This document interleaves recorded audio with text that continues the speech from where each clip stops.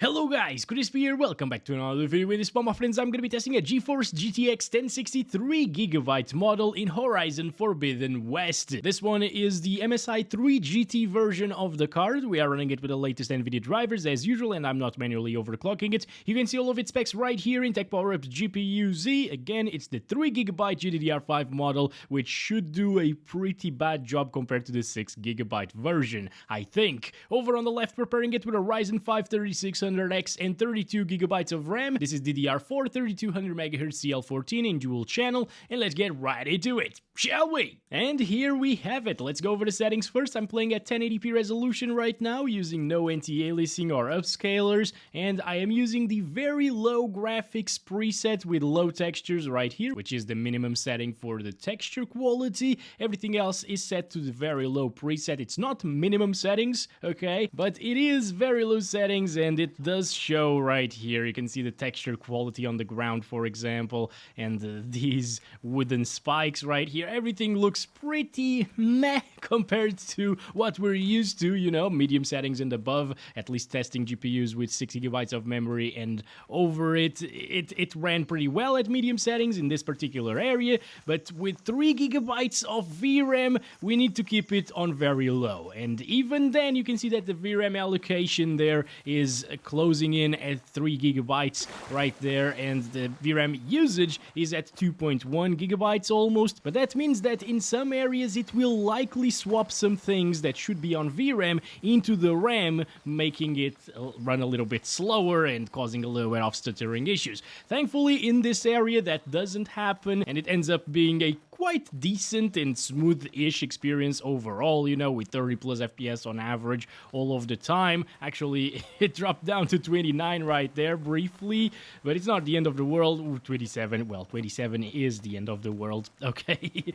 But yeah, this game works a little bit differently compared to other games when it comes to the memory management. It doesn't need to max out the VRAM to start swapping it into the RAM, unfortunately, because otherwise we'd be fine with 3GB, at least on the very low settings, but that's not the case, as we'll see in just a little bit, okay?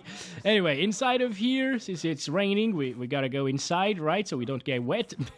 No, it's not really, I just wanted to show you that. Yeah, it does dip down into the 20s sometimes, as you can see, guys, so it's not gonna be a smooth experience all of the time at 1080p native resolution, unfortunately, and I really do think that the GTX 1066GB model might be able to achieve like 30 plus FPS all of the time with very low settings and medium textures on top, which look way better than the very low textures, or low textures actually, which is the lowest setting for the textures. Again, yeah, rainy weather right now, not too bad. It's still probably playable if you play with like a controller, for example, so at least the card isn't doing as bad of a job as I thought it would, you know, like I thought it would run out of VRAM instantly and start stuttering like crazy and drop our FPS like crazy as well. Yeah, it seems to only drop around here at least to 27 frames per second, which is terrible, but it's not as terrible as I expected, so at least there's that, right? This card, compared to the 6GB model, also has a bit less CUDA cores, so it's like 1152 CUDA cores compared to 1280 CUDA cores on the 6GB model. That also plays part into how it performs, of course, and it's not as fast as the other GPU in terms of raw performance as well as VRAM. But let's stop it right there, guys. It apparently doesn't really move too much in terms of VRAM allocation and usage. I'm surprised by that. It's not really hitting like 3GB of allocation even, so it's not swapping anything into the RAM, but there's a big but, guys, and not talking about the good big but. When you get to the Burning Shores DLC, this is gonna get wrecked, basically. We just tested it in the main game, you know, and most of the time in the main game it's gonna be absolutely fine. Well, given that you don't mind drops into the 20s, of course, but it is a smooth experience overall. But here, in the Burning Shores, oh! What the hell is going on with the graphics? Okay, so that was pretty weird. There's still some weird lighting on the hair. right there, like green, but no, it's gone now. Probably just loading things. I don't know, that was pretty weird for a second there. But as you can see, guys, it already swapped a ton of things into the RAM. RAM usage is now at 14.5 gigabytes roughly, and we are well into the 20s, but it doesn't really reach 30 plus FPS very often, as you can see, only in these scenarios. Looking at the city from above, it should be 20s. Yeah, okay, there we go, 29, 27, 28 sometimes, 25, so now it's a completely unplayable experience, okay? It's not really too stuttery though, I'm impressed about that. Once again, the stability is decent, even with a 3 gigabyte card, but yeah, with 24 frames per second right here and drops to like 23 frames per second at its minimum, it is really, really rough. So if you plan on playing the DLC, you really gotta upgrade that GTX 1063 gigabyte. But if you plan on playing the main title, the main game, it should be fine. You can get by with this GPU. But yeah, this is way, way more intensive, and it shows, right? So let's stop it right there, and let's return to the title screen. And now I will try it with some dynamic resolution scaling set to 30 frames per second, or targeting 30 frames per second. So this means that whenever the FPS would go below 30, it will dynamically adjust the resolution, the internal resolution, lower it down, and try to keep it at 30 all of the time. Okay, we're here back in the main game, so not the DLC basically, and here it didn't really drop very often from 30 frames per second, so it shouldn't really do the dynamic readjustment of the internal resolution very often, and that's good, because when it does need to do that, when we did see like 27 FPS for example, we will see 30 frames per second this time around, and the resolution or the overall image, 99% of the game shouldn't really be affected because it's still running at native resolution right now at least. Yeah, I'm quite surprised that I can't really spot that the dynamic resolution scaling is doing anything right now. Let's go in this direction actually,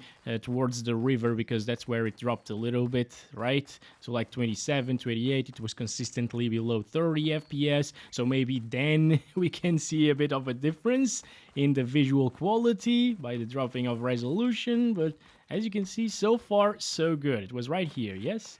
Okay, yeah, finally it is getting like 31 FPS, and the internal resolution doesn't look too bad, honestly. I mean, it only needs to lower it down enough to achieve 30 FPS, so it's not really dropping down the resolution by too much, maybe only to like 900p or something, and it works quite well, especially without any anti-aliasing here. I'm not using TAA because it's like 1 or 2 FPS more than native resolution without it, and it also softens the image a little bit. I don't mind it. In this particular title it looks pretty decent, but you need all of the FPS you can get with a 1063 gigabyte at this point in this game. Over here we also saw it drop to like 29 previously, so it must be doing some of that dynamic resolution scaling thingy, because now it's not dropping at all. It only drops to like 31, 32 frames per second. So yeah, if you want to play the main game, again, if you don't care about the DLC, the 1063GB can provide that console-like experience with worse than console graphics, unfortunately, if you compare it to like the PS4 Pro. PS4 Pro definitely does have better graphics in these, but it's overall still an enjoyable thing to look at, right? And if you only value the story, oh boy, okay, there we go. Yes, let's fly around. It's gonna be fine, guys. Yeah, right now it's definitely utilizing dynamic resolution scaling. I can see a lot more shimmering happening on the image, but yeah, overall it's really hard to spot that dynamic resolution scaling at work over here, even at 1080p resolution. I'm very impressed about that, actually, guys. Very, very nice. Okay, so this is exactly how I'd play with the 1063GB model. It's not amazing, and as I usually say, you should probably play this game with high settings at least, because it's an absolutely beautiful title. But if you can't, for now, this will do, but definitely do look into an upgrade. right now, guys. Something like a 6700 XT would be amazing coming from this. That does very high settings at 60 to 70 frames per second at 1080p resolution. And it's a much more beautiful experience, of course. But yeah, that's been it for 1080p resolution here with the DRS set to 30 frames per second, or targeting 30 frames per second. It works quite well, no matter the area where you are. And let's go ahead, restart the game and load it into the Burning Shores. And here we have it, no weird green stuff this time around. And look at that. Oh, you can definitely see an image quality drop right here, because previously over here we'd be getting like 24, 25 frames per second, so it needs to lower down the resolution scale by quite a lot to keep it up from dropping from 30 FPS, or to keep it up from 30 FPS, I guess. Yeah, anyway, around here, again, it's back to like native resolution, because we saw like 30-something FPS, but now going back to the city over here and flying over it, it should kick in again with the dynamic resolution scaling, and it should start struggling a little bit more with the visuals, but no, it's not too bad. I guess when it drops to like 27 frames per second, it doesn't downscale the image enough for you to notice it right away. But when it drops to like 25 or 24 frames per second, well, then it does downscale the image by quite a bit, and you can definitely notice it. Right here, yeah, over it has a lot of shimmering, a lot of over sharpening as well.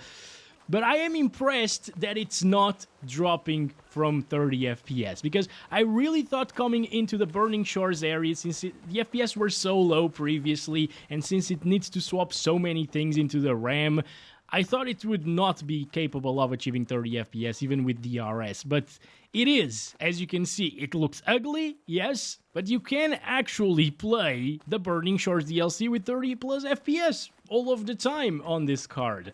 That's very impressive and totally unexpected. It will look like crap in some areas, like right here, for example. That is really rough over there. Oh boy.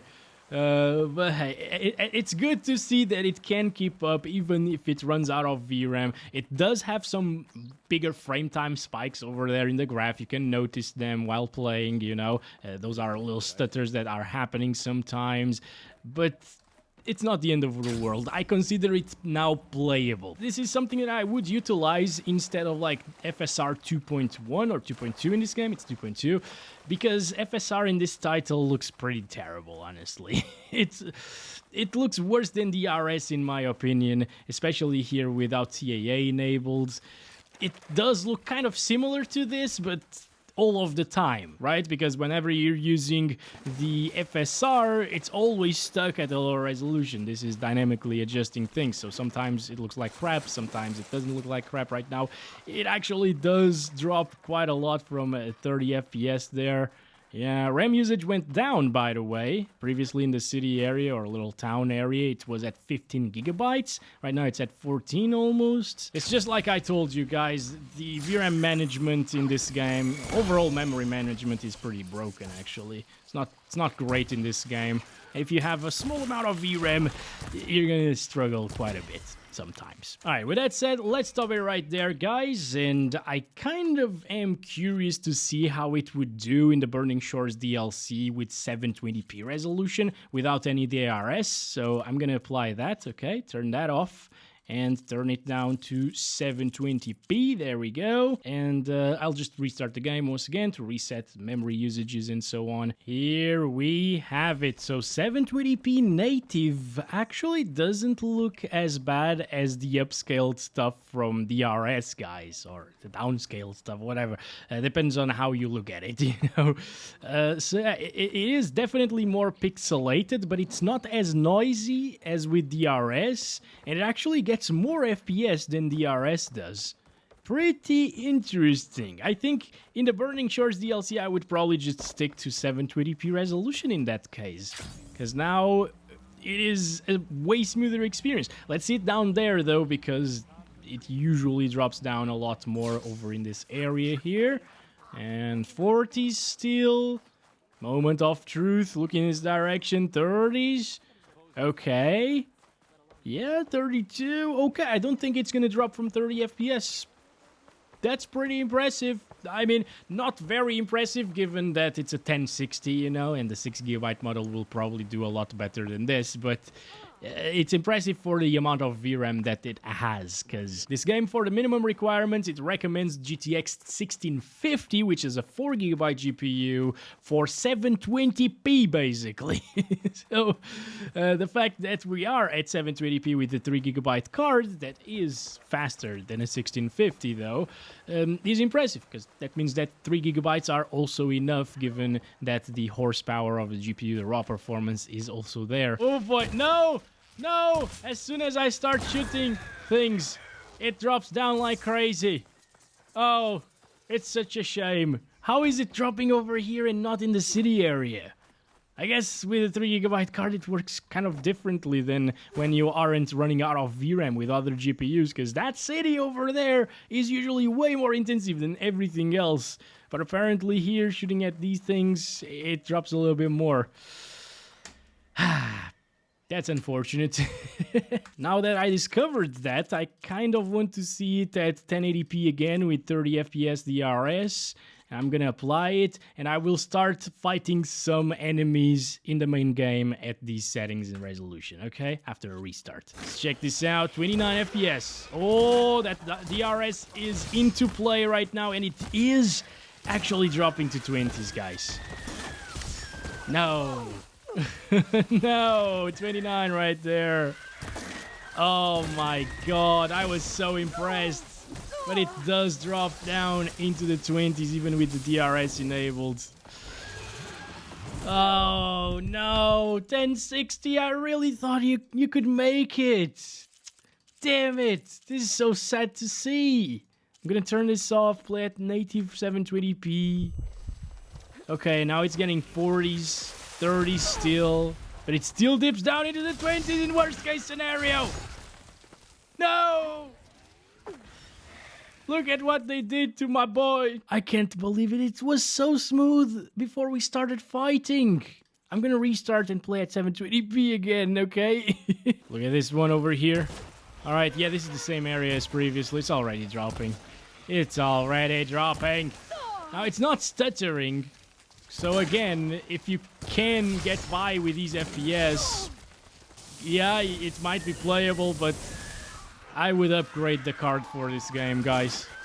Especially because this is not beautiful at all at 720p, right? Oh man, it's a little bit of a disappointment once again. Alright, lastly, I'm just gonna use 30 FPS DRS on top of 720p. I don't think we need to restart. Yeah, we don't. It's hanging in there, guys. Like, right now, it is actually not dropping from 30 FPS, and it's not stuttery or anything. Like, 29 right there. It's dropping the resolution scaling by crazy to keep up, though, and it looks so ugly. But it works, I guess. If you want 30 plus all of the time, this is the way to go. At least it's possible to have that. Gosh. I am disappointed. I really thought it was going to be playable, because with other GPUs, again, when I started fighting these guys, I didn't see any performance drop, but here with the 1060 3GB model, it does drop indeed when you start fighting. So that's been it. Thank you very much for watching this video. Again, I really think you should avoid this game with the GTX 1063 GB or maybe upgrade it, because it's a beautiful game. It's a great title. I've seen some reviews. People are enjoying the story as well. So yeah, it's probably worth upgrading for this game. Catch you in the next one. As always, love you all. Bye-bye.